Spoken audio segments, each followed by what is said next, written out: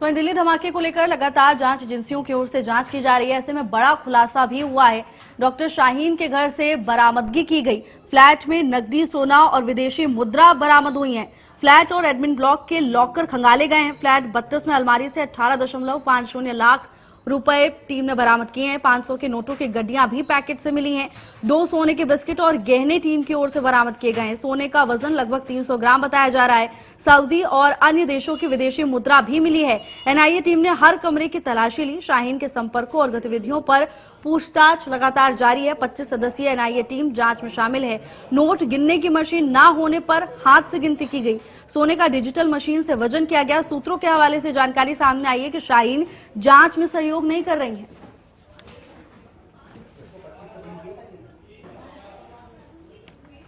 दिल्ली धमाके मामले को लेकर लगातार जांच में कई बड़े खुलासे हो रहे हैं। एनआईए ने डॉक्टर शाहीन के फ्लैट से बड़ी बरामदगी की है। फ्लैट में नकदी, सोना और विदेशी मुद्रा बरामद की गई।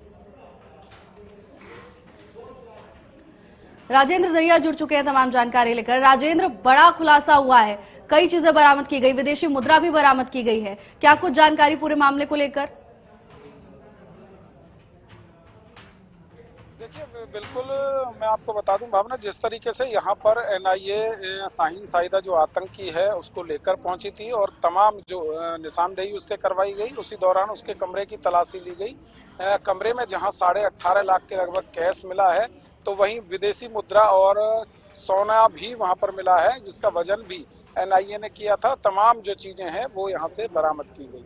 साफ तौर पर कह सकते हैं कि एक के बाद एक जो है परत दर परत खुलासे होते जा रहे हैं और जिस तरीके से लगातार इस यूनिवर्सिटी का कनेक्शन आतंकियों से जुड़ा हुआ मिला है, तो वहां पर आए दिन कोई ना कोई जांच एजेंसी जांच करने के लिए पहुंच रही है। साफ तौर पर कह सकते हैं इससे पहले डॉक्टर मुजम्मिल जो आतंकी है उसको यहाँ लेकर आया गया था और तमाम जगह उससे निशानदेही कराई गई थी, क्योंकि पहले भी जब यहाँ से विस्फोटक जो है बरामद हुआ था और विस्फोटक बरामद होने के साथ साथ हथियार भी यहाँ से बरामद किए गए थे, तो काफी दिनों से ये जो प्लानिंग है यहाँ पर की जा रही थी और इसी यूनिवर्सिटी के अंदर ये लोग बैठकर प्लानिंग करते थे। डॉक्टर उमर जो आतंकी था जिसने ब्लास्ट दिल्ली में किया जाके, वो भी ब्लास्ट से पहले यहाँ फरीदाबाद के गांव धौज में ही रुका हुआ था और जो रुकने वाला था उसको शोएब, उसके घर पर वो रुका था, तो वो शोएब भी यहाँ पर वार्ड बॉय का काम करता था।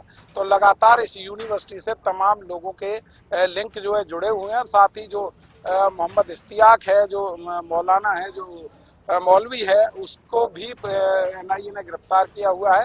तो लगातार इन सभी से जब पूछताछ हो रही है तो एक के बाद एक नई बात सामने आ रही है।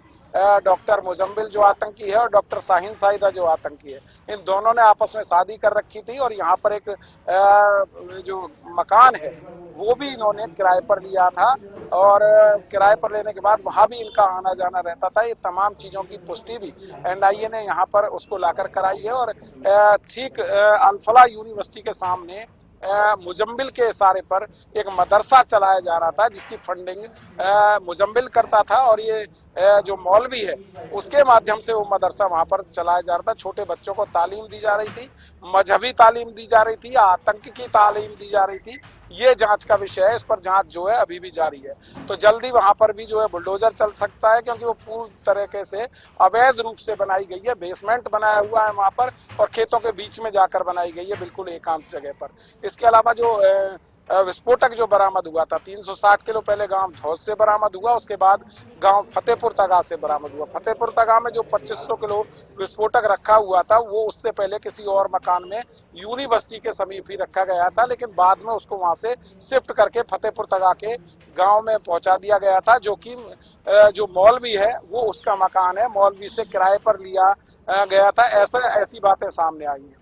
ये मौलवी यहाँ 10,000 रुपए में नमाज जो है अदा कराता था, जो यूनिवर्सिटी की मस्जिद है, और वहीं से इनकी दोस्ती शुरू हुई थी। ये तमाम जो आतंकी हैं ऐसे लोगों को अपना निशाना बना रहे थे जो आर्थिक तौर पर कमजोर हैं और यहाँ इलाज कराने के लिए आते थे और इलाज के बहाने ही ये लोग उनके घर तक पहुंच जाते थे। और बात करें शाहीन साहिदा की, तो बताया ये भी जा रहा है कि जांच में सहयोग नहीं कर रही है और लगातार एनआईए इससे पूछताछ कर रही है। लेकिन एक के बाद एक जिस तरीके से इसके कनेक्शन जैश से जुड़े हुए मिले हैं, इसको बड़ी जिम्मेदारी भी वहां से मिली हुई थी महिलाओं को इसमें शामिल करने की, उनका ब्रेन वॉश करने की जिम्मेदारी इसके पास थी। तो कहीं ना कहीं एक बड़ी आतंकी घटना को अंजाम देने के लिए ये लोग प्लानिंग कर रहे थे, पूरे देश को दहकाने के लिए ये लोग प्लानिंग कर रहे थे। लेकिन उससे पहले ही जम्मू कश्मीर पुलिस और हरियाणा पुलिस ने संयुक्त छापेमारी कर मुजम्मिल जो आतंकी है उसको यहाँ अल-फलाह यूनिवर्सिटी से गिरफ्तार किया और उसके बाद तमाम जो इनके सहयोगी थे उनको उन पर भी जो है जांच एजेंसियों का शिकंजा कसता चला गया और एक के बाद एक खुलासे होते चले गए। तो कहीं ना कहीं लगातार अभी भी जांच एजेंसियां लगातार इस काम पर लगी हुई हैं और देखना यही होगा कि आगे और क्या कुछ इसमें निकल जिस तरह से एक के बाद एक परतें खुल रही हैं उसके बाद चौंकाने वाले खुलासे सामने आ रहे हैं। धन्यवाद आपका तमाम जानकारी के लिए।